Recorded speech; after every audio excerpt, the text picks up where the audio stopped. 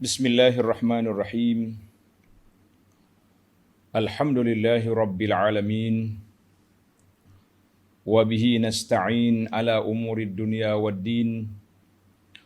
Wassalatu wassalam ala al-mab'uthi rahmatan lil alamin. Nabiyyina wa habibina wa qudwatina Muhammad ibn Abdullah wa ala alihi wa sahbihi wa man sara ala nahjihi wahtada bihadihi wastanna bisunnatihi ila yaumiddin. Amma ba'du. Muslimin dan muslimat, para jemaah, para pelajar, pencinta Al-Quran yang dihormati dan dikasihi sekalian, Assalamualaikum warahmatullahi wabarakatuh. Alhamdulillah, kita syukur kepada Allah Azza wa Jalla kerana dapat meneruskan pengajian kita pada pagi ini 9 hari bulan Jun 2021 dalam tafsir suratul Hajj. Tafsir surah Al-Hajj. Surah Al-Hajj surah yang ke-22, juzuk yang ke-17. Surah 22, juzuk yang ke-17. Jadi Alhamdulillah kita akan sambung perbincangan kita bermula ayat 49. Ayat 49. Bagi jamaah yang pegang pimpinan Jawi, muka surat 703. Muka surat 703. Kita baca ayat dulu.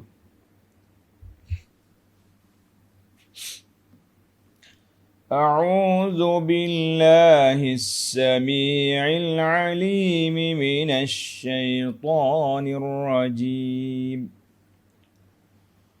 قل يا أيها الناس إنما أنا لكم نذير مبين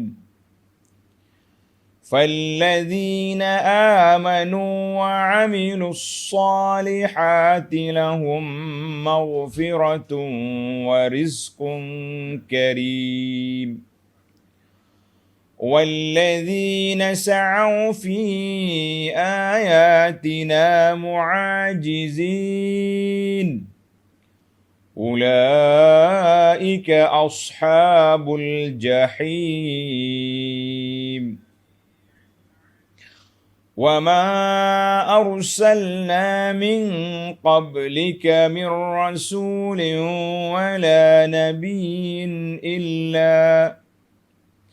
إلا إذا تمنى ألقى الشيطان في أمنيته فينسخ الله ما يلقي الشيطان ثم يحكم الله آياته والله عليم حكيم.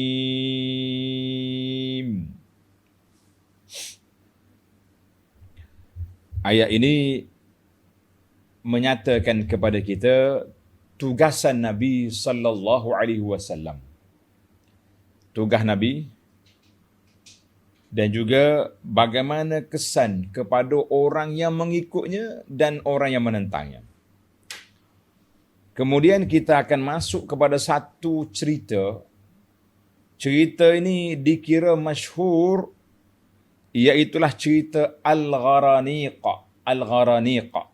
Mungkin sebahagian kita belum pernah dengar cerita ni. InsyaAllah kita dapat maklumat dalam pengajian kita pada kali ini, insyaAllah. Baiklah para jemaah sekalian, kita pergi kepada ayat 49. Qul ya ayyuhan nas, katakanlah wahai Muhammad sallallahu alaihi wasallam. Allah perintahkan kepada Nabi supaya menyeru ya ayyuhan nas, wahai semua manusia. Tuan-tuan dan puan-puan, para pelajar sekalian, kita tengok dalam Quran ni ada dua panggilan. Ya ayuhan nas, ya ayyuhallazina amanu. Itu dua kumpulan. Bila panggil manusia, maka dia bawa panggil semua. Semua orang yang jenis manusia diseru. Tapi kalau panggil ya ayyuhallazina amanu, itu kelompok kita. Orang yang sudah beriman. Sebab dalam ayat itu akan diberi arahan ataupun perintah. Jadi berbeza. Orang yang nak dengar kata ni orang yang beriman. Tetapi orang yang didakwah, maka semua manusia. Pasal itulah dia panggil umat Nabi ni ada dua kategori. Tuan-tuan boleh tanda. Umat Nabi SAW dia panggil ada dua kategori. Satu dia panggil ummatud da'wah. Kalau kata-kata ini umat Muhammad SAW, maka semua manusia itu yang kafirnya, yang berimannya itu masuk dalam kategori ummatud da'wah, umat dakwah. Maknanya orang yang kita nak seru mereka, nak panggil mereka. Satu lagi dia panggil ummatul ijabah, umat yang menerima dakwah. Itu dia panggil orang beriman. Jadi kita kena faham umat tu ada dua. Kalau kata umat Muhammad, semua ni umat Muhammad belaka. Tapi umat mana? Umat yang nak diseru, umat yang sudah menerima seruan. Kita nak, jadi Alhamdulillah, kita hari ini duduk di bawah kategori yang kedua, ummatul ijabah. Umat yang menerima dakwah, yang menerima seruan. Para jemaah sekalian, dalam ayat yang lepas, kan, puak-puak kafir minta nak apa? Nak gopoh, nak cepat. Tengok ayat 47. Wa yasta'jilunaka bil azab. Dan mereka meminta kepadamu menyegerakan kedatangan azab. Minta, dia kata Muhammad, kita kata sallallahu alaihi wasallam, kalaulah betul apa yang kau cakap ni, mari azab. Kami inilah memang tak akan terima dia kamu punya dakwah. Kita tak akan ikut kamu. Kalau betul apa yang kamu cakap, bawa azab mari. Sombong kan? Maka dalam ayat ini Allah ajar kepada Nabi supaya memberi respon kepada mereka. La yutlabu minar rasul. Azab itu tak boleh minta daripada aku, tapi kita kena minta daripada al-mursil. Siapa dia? Allah yang menentukan. Aku hanyalah memberi khabar gembira, memberi peringatan kepada kamu. Maka itu kerja Nabi. Kerja Nabi apa dia? Innama ana lakum nadhirum mubin.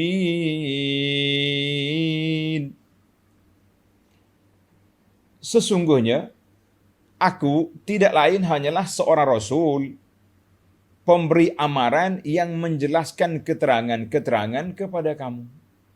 Aku ni kerjanya beri keterangan kepada kamu. Nazir, memberi peringatan. Kerja aku tak ada kuasa nak bawa, nak menentukan berapa hari bulan, bila mari bala turun, bila itu dia di luar daripada kekuasaan aku, di luar daripada kekuasaanku. Yang aku bolehnya kerja aku nazir. Makna nazir di sini memberi amaran, memberi peringatan mubin yang sangat jelas. Tidak ada sebarang keraguan ataupun tidak ada sebarang kekeliruan. Jadi jelas. Apa yang Nabi kita sampaikan sudah jelas. Yang kamu nak terima, terima. Kalau kamu tak terima, tunggulah dia punya kesannya selepas daripada ini. Bukan kerja aku, hisabukum. Baiklah. Tengok dalam ayat ini, Nabi SAW sebut, innama ana lakum nazir. Aku ni pemberi amaran kepada kamu. Ini dibahas oleh para ulama tadabbur. Dia kata, kenapa dalam ayat ini Allah sebut nazir, memberi amaran, kan, memberi peringatan kepada orang kafir. Tapi ayat 50 menyebut tentang kelebihan orang yang ikut. Patutnya bashir, pemberi khabar gembira, nazir, pemberi amaran.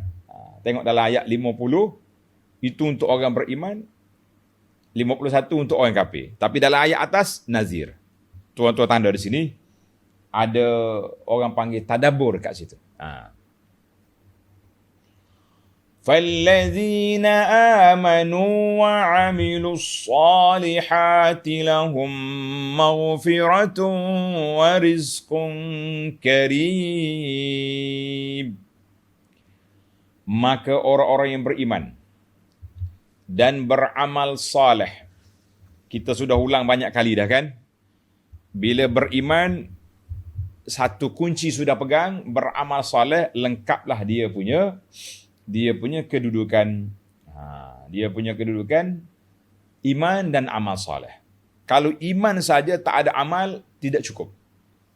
Tidak lengkap. Baik dah daripada tak beriman, tetapi mengikut perjalanan hidup, perjalanan menuju ke akhirat, dia kena ada dua-dua. Allazina amanu wa amilus salihat. Syarat amalan nak jadi soleh bagaimana? Saya hari ni kita nak uji para pelajar, syarat satu-satu amalan itu dikira soleh bagaimana? Tulis. Siapa yang ingat, saya dah tulis. Setengah orang ni dia kata, kalau ramai orang buat tu soleh lah tu. La. Kadang-kadang yang soleh itu mahjur. Amalan itu orang tak buat. Ditinggalkan oleh orang. Bila kita jumpa baca kitab, baca hadis, oh begini rupanya. Tengok. Baru nampak. Tapi itu yang dikatakan perlunya ilmu, perlunya kita kena belajar, perlunya kena belajar. Maka dua syarat tadi, ikhlas, semata-mata kita buat kerana Allah. Yang kedua, mutaba'atun Nabi, mengikut syariat yang diajar oleh Nabi SAW, maka jadilah amalan kita tu amal saleh. Tak kiralah amal saleh itu sama ada perhubungan kita dengan Allah, atau perhubungan kita sama-sama kita, perhubungan kita dengan ibu bapa, perhubungan kita dengan anak-anak, semua ada hak, ada hukuk, ada belaka. Jangan kata kita bapa boleh ceramah kepada anak-anak, kamu taat pada bapa. Hey, betul. Isteri patuh kepada suami. Naam. Tapi suami juga kena ada hak untuk isteri dia. Ada nafkah zahir, nafkah batin, ada pendidikan, ada kasih sayang. Kita kata Masya Allah, itu tanggungjawab. Alhamdulillah. Pelajar-pelajar kita yang memberi jawapan yang mantap, kita kata Alhamdulillah. Kita sudah banyak kali dengar, nak jadi amal soleh mesti ikhlas, dan mesti ikut syariat yang diajar oleh Nabi SAW. Berapa ramai orang ikhlas? Oh, saya ikhlas, tapi tak ikut cara Nabi. Tak jadi. Maka, orang yang sudah cukup syarat dia, apa dia dapat? Tengok ayat ni. Lahum maghfiratun wa rizqun karim. Bagi mereka. Siapa mereka? Mukmin saleh, beramal dengan amal saleh, mereka akan beroleh keampunan dan limpah kurnia yang mulia. Tengok ni. Kita dah banyak kali ulang. Sekali lagi saya nak tanya para pelajar. Hari ni agaknya kita kena tanya banyak sikit, kan, supaya pelajar-pelajar kita boleh ingat. Bila kata ahli syurga, Allah Ta'ala sebut ahli syurga maghfirah. Lahum maghfiratun. Satu, mendapat keampunan Allah. Bila Allah ampun kita, maka kita sudah duduk di bawah kerajaan Allah Azza wa Jalla. Yang kedua, Allah kata warizqun karim, dan rezeki, limpah kurnia, karim, daripada Allah yang maha mulia, yang maha pemurah. Maka nikmat syurga Allah anugerahkan kepada kita di bawah kategori karim, pemurah. Kita ni bila bersifat pemurah, kita akan beri kepada orang kadang-kadang tanpa limit. Ada seorang pakcik, dia jual buah. Dalam harga dia murah. kita beli contohnya 3 kilo RM10 mangga. Cukup dah kalau dia bagi 3 kilo RM10. Itu hak. Memang dia tulis pun 3 kilo RM10 kan. Kadang-kadang ditambah sedikit lebih pada sekilo tu berapa timbangan. Tapi oleh kerana sifat pemurah dia, dia ambil lagi sampai penuh dia punya plastik. Itu dia panggil pemurah. Maka Allah gambarkan kepada nikmat syurga warizqun karim. Allah Ta'ala beri rezeki sebagai Tuhan yang maha pemurah. Maka rezeki nikmat dalam syurga bukan bayaran kepada amalan yang kita buat. Kita buat amalan sikit je. Tapi balasan kepada ketaatan, balasan kepada kepatuhan, itu yang besar. Itu yang kita nak sekarang ni, kepatuhan dan ketaatan semata-mata kepada Allah Azza wa Jalla. Jadi tanda tuan, rizqun karim maknanya tanpa limit. Allah kata apa? Aku sediakan bagi hamba aku yang beriman, ma la ainun ra'at, tak pernah mata tengok, tak pernah telinga dengar, tak pernah dilihat oleh dikhayal oleh hati. Kalau kita boleh khayal tu bukan syurga lagi lah. Baiklah. Orang yang menentang Nabi pula apa jadi? Wallazina sa'au fi ayatina mu'ajizin. Dan sebaliknya. Dan sebaliknya orang-orang yang berusaha. Dia panggil sa'au. Sa'au di sini dengan mana orang yang berusaha. Bila kata sa'a tu makna orang berjalan, buat kerja. Itu makna sa'a. Sa'a untuk apa? Berjalan untuk apa? Berusaha menentang dan membatalkan ayat-ayat keterangan kami. Mereka itulah ashabul jahim, teman neraka. Na'udzubillah. Jadi dalam ayat ini Allah Ta'ala sebut sa'au. Makna orang yang berjalan. Orang yang berusaha. Orang yang buat kerja. Itu mana sa'au. Bukan setakat dia peribadi dia je. Dia aktif. Buat kerja lagi. Untuk nak menyekat, menentang, lawan Nabi SAW. Maka mereka itu ashabul jahim. Teman kepada neraka. Bila kata teman rapat ni, dia tak berpisah dah. Dia tak berpisah dah kan. Dalam ayat yang lepas, kita dah bincang tentang alfisanatin, 1000 tahun. Itu menunjukkan lama. Satu hari dalam neraka macam 1000 tahun di dunia.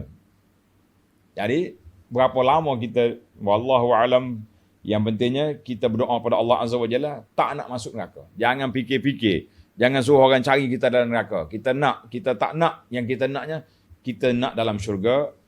InsyaAllah. Baiklah para jemaah sekalian. Dalam ayat ini tadi saya dah sebut kenapa susunan ayat 51 kepada orang baik, 50 untuk orang soleh, 51 untuk orang jahat. Tapi di dalam ayat 49 Allah kata, Nabi kata, Allah ceritakan Nabi, innama ana lakum nazir. Kenapa tak sebut basyir? Tanda tuan-tuan. Ini dia panggil ilmu tadabbur kan. Maka kata di para ulama, sebab siyaqul ayat ini ditujukan kepada orang kafir. Ya ayyuhan nas. Manusia. Wahai manusia. Dan sebelum daripada itu Allah Ta'ala suruh kamu berjalan. Afalam yasiru fil ardi. Kamu tak mengembara ke di atas muka bumi, pergi tengok-tengok orang kat sana macam mana, orang lain yang sudah binasa. Maka dalam ayat ini Nabi SAW diperintahkan beritahu, innama ana lakum nazir. Aku ni pemberi amaran kepada kamu. Jangan main-main. Ambil perhatian apa yang aku cakap. Itu dia panggil innama ana lakum nazir. Maka diguna nazir di sini sebab ayat itu ditujukan kepada ya ayyuhan nas. Yang kedua, kesan daripada amaran ini. Siapa ikut, selamat. Siapa tak ikut, ulaika ashabul jahim wal'iyazbillah. 2. Yang ketiga, an-nizarah. An-nizarah maknanya amaran, peringatan adalah merupakan objektif besar dalam dakwah. Bila kita berdakwah nak menyelamatkan manusia, bila nak menyelamatkan manusia, maka kita kena duduk dalam janib memberi peringatan kepada mereka. Hati-hati tuan-tuan. Siapa dia langgar SOP, langgar PKP, ini dia punya denda. Kita tak payah cerita dah kepada orang tak langgar. Sebab mereka itu orang baik. Mereka itu orang yang baik. Maka kita mengatakan, ini dipanggil ilmu tadabbur. Saya pun tak nak panjanglah di sini. Sebab kita pergi pula kepada ayat kita, ayat 52. Ayat 52. Wa ma arsalnaka min qablika.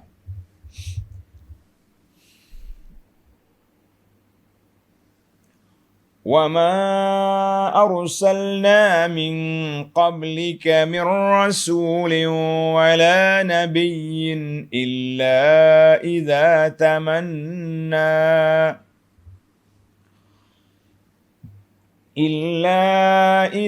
تَمَنَّى أَلْقَى الشَّيْطَانُ فِي أُمْنِيَّتِهِ. Dan tidaklah kami mengutuskan sebelum kamu, wahai Muhammad sallallahu alaihi wasallam, seseorang rasul atau seseorang nabi, melainkan apabila ia bercita-cita supaya kaumnya beriman kepada Allah, kepada agama Allah yang dibawanya. Semua nabi dia nak kaum dia beriman. Mana ada nabi tak nak suruh kaum beriman kan? Dia nak kaum dia beriman, kaum dia dengar kata, kaum dia soleh. Maka, illa iza tamanna, apabila bercita-cita supaya kaumnya beriman kepada Allah yang dibawanya, alqas syaitanu fi umniyatihi, maka syaitan pun melemparkan hasutannya mengenai usaha Rasul atau Nabi itu mencapai cita-citanya. Mana bila Nabi ajar, syaitan datang. Nabi suruh buat ni, syaitan mari. Yang pentingnya, syaitan mengganggu, mengacau. Orang panggil buat gangguan lah. Dia mari bisik dalam telinga pendengar-pendengar dakwah ni, mu ikut dia. Kamu dengar dia cakap, dia tu tak betul tu. Dia tu gila, dia tu ahli penyair, dia tu sahir, ahli sahir. Maknanya itu gangguan syaitan mari. Bila orang dengar, sedap dia dah. Betul dia cakap tu. Tapi bila mari syaitan kacau, dengan gangguan begini, maka orang jadi lemah balik. Itu satu tafsir. Tafsiran yang ada depan kita ni, tamanna bimakna qara'a. Tanda tuan-tuan. Tamanna ay tala al-Quran wa qara'ahu. Bukan makna cita-cita. Makna cita-cita tadi tak salah, betul. Tapi ada tafsir lain dan ada cerita dalam tafsir yang kedua ni. Dia kata apabila Nabi itu iza tamanna ay iza tala. Apabila Nabi baca Quran, alqa syaitanu fi umniyatihi, syaitan mari campak dalam pendengaran. Syaitan mari campak dalam pendengaran orang yang dengar tu. Orang yang dengar tu dikacau oleh syaitan. Dikacau oleh syaitan. Nabi duk baca, dia mari kacau kan. Dia kacau, dia ganggu. Sama ada bising ataupun taswish. Taswish dia panggil taswish. Apa nak taswish? Allah, kita kata Nabi baca Quran sini, dia mari kacau. Yang penting sama ada dia tak bagi orang dengar dengan betul ataupun dengar dengan perasaan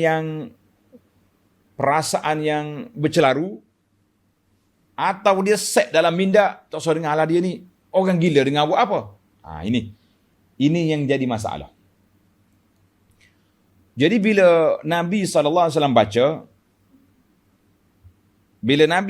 baca, maka mereka syaitan kacau. Fayansakhu ma yulqi syaitan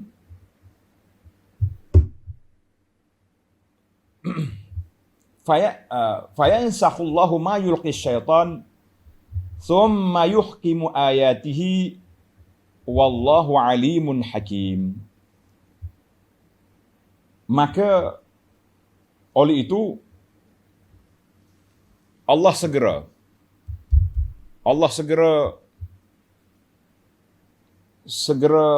menghapuskan apa yang diganggu oleh syaitan. Apa yang diganggu oleh syaitan. Bila syaitan kacau, pendengarannya dan sebagainya, maka Allah betulkan balik gangguan syaitan itu. Thumma yuhkimullahu ayatihi. Kemudian Allah menetapkan ayat-ayatnya. Wallahu alimun hakim. Allah Ta'ala menetapkan ayatnya dengan kukuhnya dan Allah amat mengetahui lagi amat bijaksana. Baik. Apa cerita dalam ayat ini jelas. Tengok nota di bawah. Nota 1045. Yakni nabi-nabi dan rasul-rasul alaihimussalatu wassalam yang telah lalu. Berapa nabi sudah? Masing-masing sentiasa bercita-cita dan berharap supaya kaumnya beriman kepada Allah Azza wa Jalla yang dibawanya. Semua nabi bercita-cita supaya orang ikut. Malangnya ramai di antara kaumnya yang menentang disebabkan hasutan syaitan. Ini cerita dia. Maknanya syaitan mari kacau. Nabi cakap macam ni, syaitan mari bisik macam ni. Tak sesasa. Tetapi Allah yang maha berkuasa segera menghapuskan segala keraguan yang ditimbulkan oleh syaitan itu, lalu menegakkan agamanya dengan kukuhnya. Maknanya kacau syaitan tadi diketepikan dengan hujah-hujah yang mantap. Oleh itu janganlah engkau bersusah hati, wahai Muhammad sallallahu alaihi wasallam, terhadap tentangan kaum kafir yang menjadi pengikut syaitan. Kerana mereka akan tewas akhirnya. Mana dalam ayat kita ni jelas lah. Bila Nabi bercita-cita nak bawa kaum dia untuk beriman kepada Allah Azza wa Jalla, syaitan pun buat kerja juga untuk nak menyekat. Nabi ajar, mereka sekat. Nabi terang, mereka kacau. Nabi jelas, mereka pusing. Tapi Allah kata, jangan bimbang. Jangan bimbang sebab apa?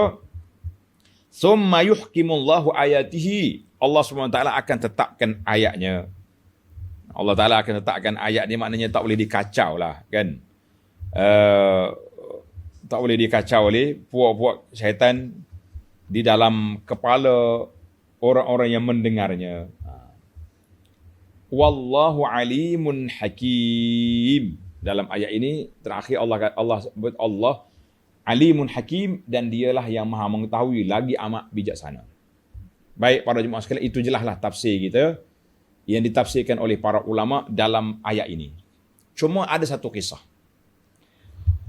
Kisah ini masyhur dalam kitab, nama dia Qissatu Al-Gharaniq. Tanda tuan-tuan. Kisah Al-Gharaniq. Apa dia Gharaniq? Gharaniq ni nama-nama berhala. Gharaniq.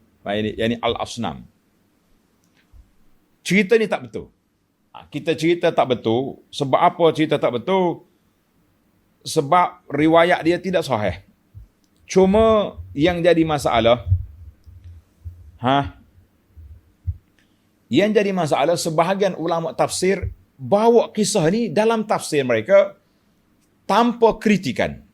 Tanpa kritikan ataupun tanpa penjelasan yang jelas, yang menyebabkan bila orang dengar dia tu, oh gini ceritanya. Dikatakan. Tulis tuan-tuan, dikatakan.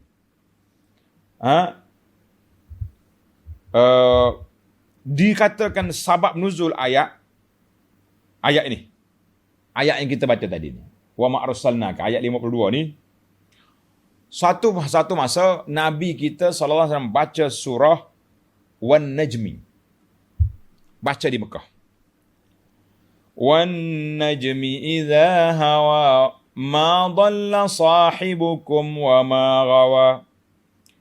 Sampai kepada ayat 19. Afara'aytumul Lata wal Uzza wa manata tsalitsatal ukhra. Afara'aytumul Lata wal Uzza. Apakah kamu tahu tentang Lata wal Uzza? Kenapa berhala yang disembah, yang dipuja oleh puak-puak Arab masa tu? Wa manat, dan juga manat. Nama berhala as-salisatul ukhra, 3 berhala besar. Bila sampai sini, syaitan pun mari kacau atas lidah Nabi. Nabi pun terbaca, gangguan syaitan itu terbaca. Dia kata apa? Tilkal gharaniqul ula wa inna syafa'atuhunna laturtaja. Tilka, berhala-berhala yang aku baca tadi, al-gharaniq al-ula, merupakan suatu berhala yang agung. Dan syafaat pertolongan mereka sangat-sangat diharapkan.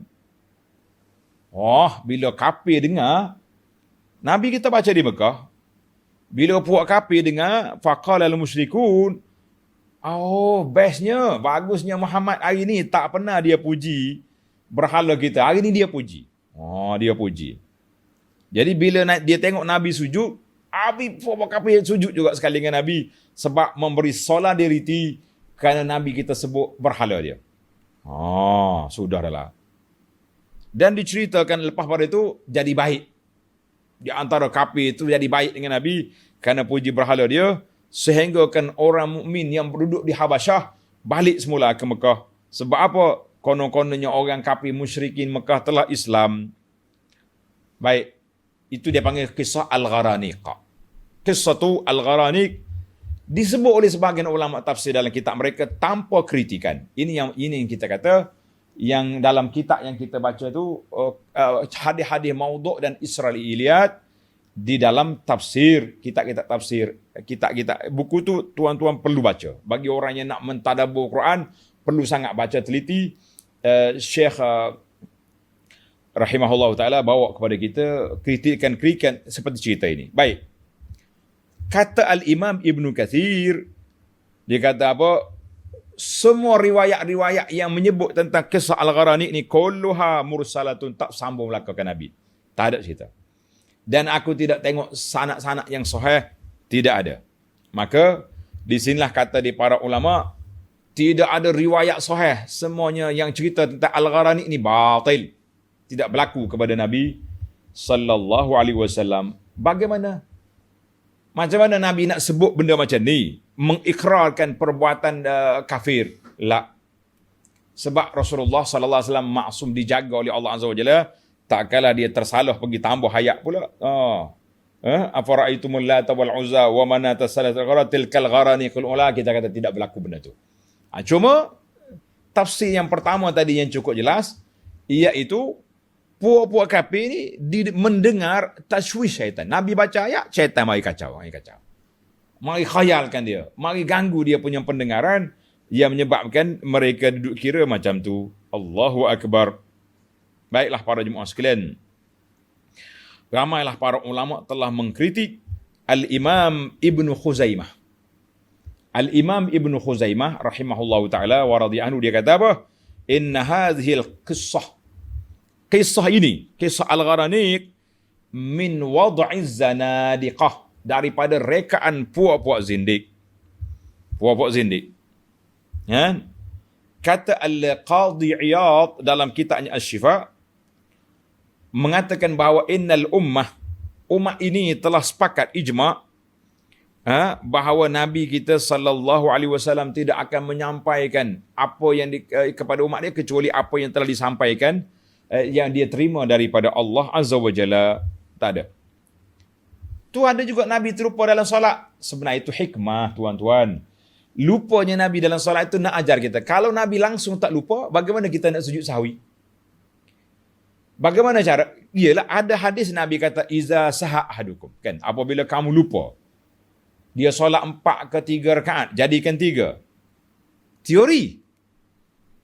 Tapi bila Nabi SAW sendiri lupa, dia bagi salam, solat 4 rakaat, dia bagi salam 2. Bila ditegur oleh sahabat, Nabi masuk semula solat. Kemudian Nabi sujud sahwi di akhir. Maka itu dari sudut amali.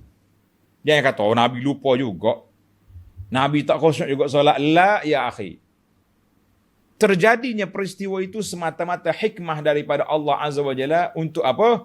Untuk tasyri' menjadi suatu perundangan bagaimana nak menyelesaikan masalah bila kita lupa. Nah, itu hak Nabi. Jadi dalam ayat ini, alhamdulillah tidak berlaku Qissatul Gharanik dalam riwayat yang sahih. Yang ada riwayat itu batil, kata Ibnu Khuzaimah, min wad'iz zanadiqah. Ada satu risalah kecil ya, risalah untuk pelajar-pelajar talibul ilmi, tanda mungkin dalam PDF ada.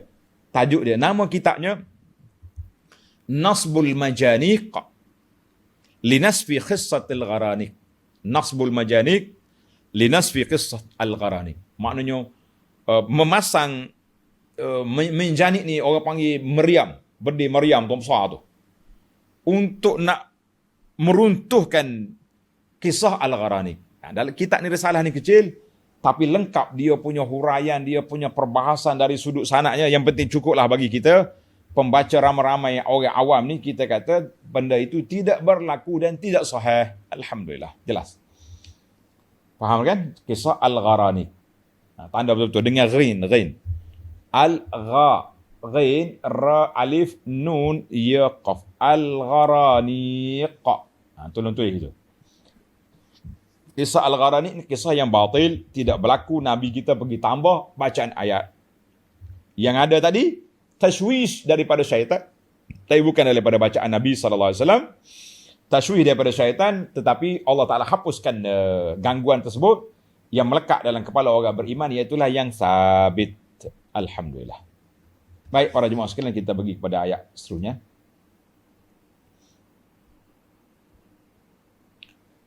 لِيَجْعَلَ مَا يُلْقِي الشَّيْطَانُ فِتْنَةً لِلَّذِينَ فِي قُلُوبِهِم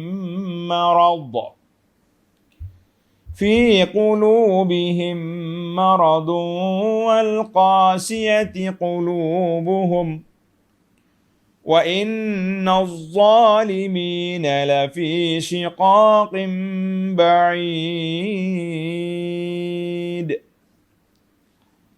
Yang demikian. Apa yang demikian? Itulah cerita-cerita yang berlaku syaitan ganggu tadi, semua kacauan, gangguan yang dibuat oleh syaitan itu untuk apa? Kerana Allah hendak menjadikan hasutan syaitan itu sebagai satu fitnah, ujian, cobaan bagi orang-orang yang ada penyakit kufur engkar dalam hati mereka. Tanda sini tuan-tuan. Dalam ayat 53, 54 ini, Allah bahagi tiga kategori manusia. 3 kategori manusia. Mudah-mudahan kita selamat daripada 2 kategori yang sangat berbahaya ini. Iaitu yang pertama, Allah nak uji sebagai ujian fitnah kepada orang yang dalam hati dia marad. Apa dia hati marad ni? Hati sakit ni apa benda? Iaitulah puak-puak munafik. Satu. Wal qasiyati qulubuhum. Kategori yang kedua, dan ada penyakit hati yang keras membatu. Ini puak kafir. Orang hati keras ni, dia panggil puak kafir ni, hati dia mati dah. Dia tak dengar apa dah, apa yang dicakap, tak mahu terima. Itu dia panggil qasiyah. Hati yang keras. Kita ada 2 jenis hati. Wa innaz zalimina lafi shiqaqin ba'id. Dan sesungguhnya mereka yang zalim itu sentiasa berada dalam pertentangan yang jauh dari kebenaran. Orang yang zalim, orang yang langgar, tak mahu terima dakwah, yang tak mahu terima perintah Allah, mereka duduk dalam jarak yang jauh daripada kebenaran. Bisababi zulmihim, dengan sebab kezaliman mereka. Baik. ayat yang terakhir dalam siri ini hati yang ketiga. Qulubuna, insyaAllah. وَلِيَعْلَمَ الَّذِينَ أُوتُوا الْعِلْمَ أَنَّهُ الْحَقُّ مِنْ رَبِّكَ فَيُؤْمِنُوا بِهِ فَتُخْبِتَ لَهُ قُلُوبُهُمْ وَإِنَّ اللَّهَ لَهَادِ الَّذِينَ آمَنُوا إِلَى صِرَاطٍ مُسْتَقِيمٍ. Allah. Dan juga supaya orang-orang yang beroleh ilmu pengetahuan bahawa ayat-ayat keterangan itu benar dari Tuhanmu, lalu mereka beriman kepadanya sehingga tunduk taatlah hati mereka mematuhinya, dan sesungguhnya Allah sentiasa memimpin orang-orang yang beriman ke jalan yang lurus. Alhamdulillah. Baik.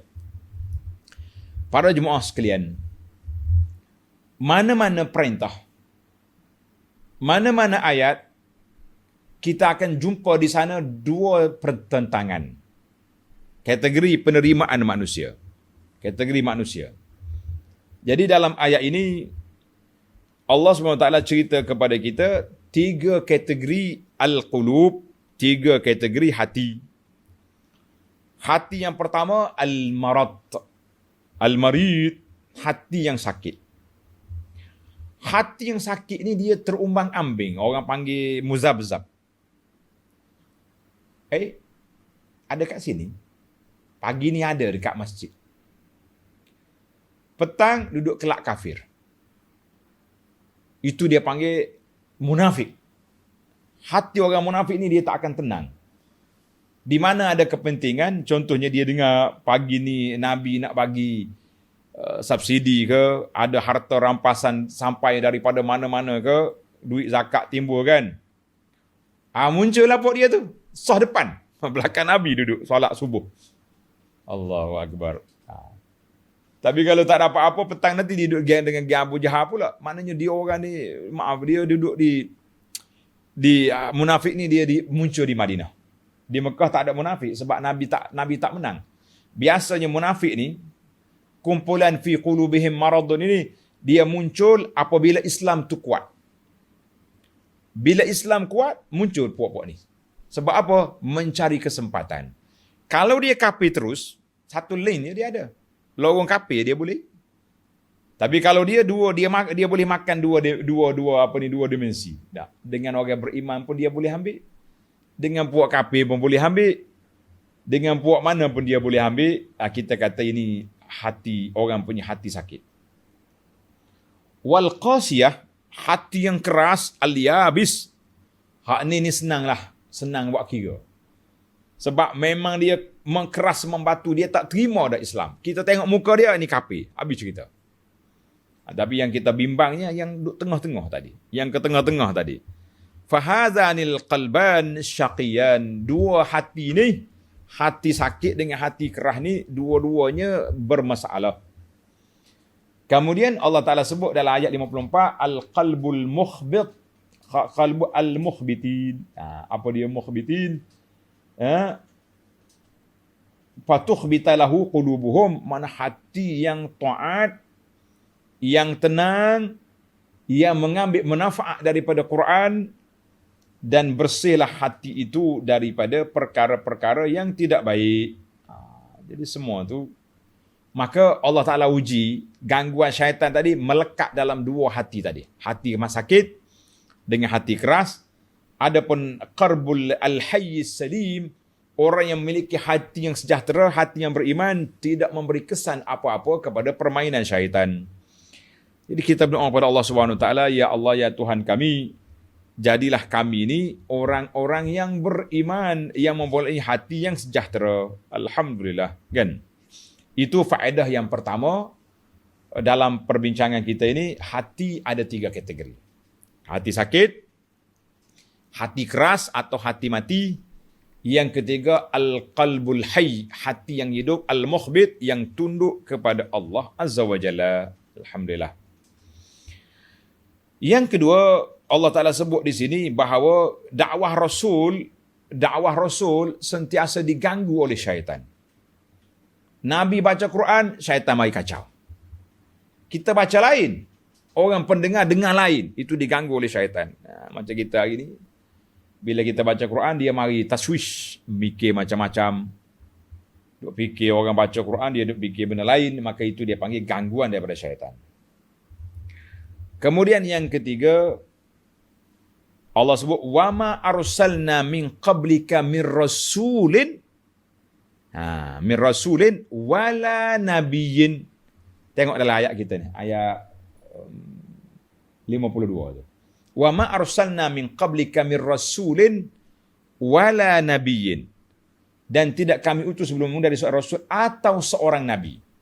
Kata di para ulama, ayat ini menunjukkan bahawa nabi satu jawatan, rasul satu jawatan. Tidak semesti orang jadi nabi dia jadi rasul. Dan semestinya rasul itu nabi. Nah, ini kata di para ulama, al-farqu, beza antara dua jawatan ini, iaitu nabi itu orang yang dipilih oleh Allah Azza wa Jalla, diberinya wahyu, nabi. Maka dia menceritakan apa yang Allah Azza wa Jalla sampaikan kepada dia, dia cerita kepada kaum dia.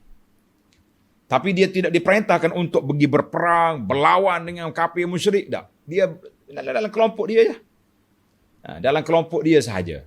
Ada yang mengatakan dia tak ada risalah, tak ada kitab khas turun. Cuma dia bawa kitab yang sudah ada. Kitab Nabi yang dulu daripada dia.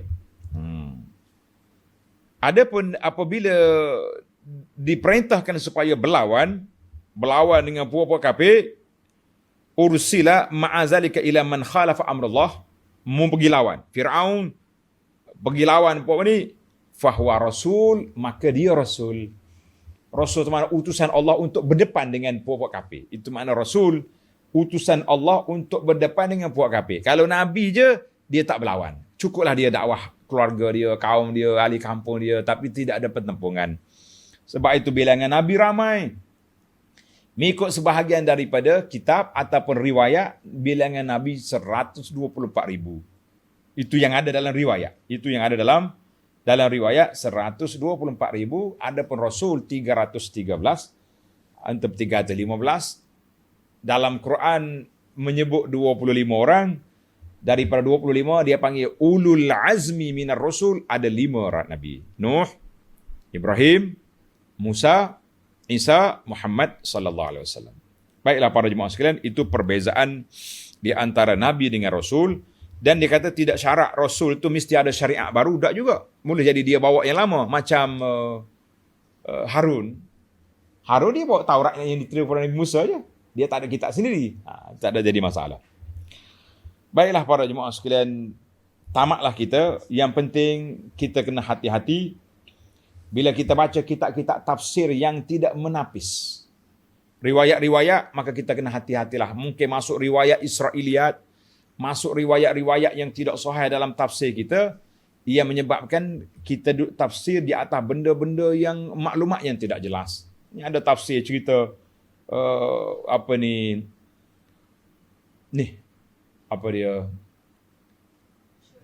cerita ni dunia ada tanduk lembu.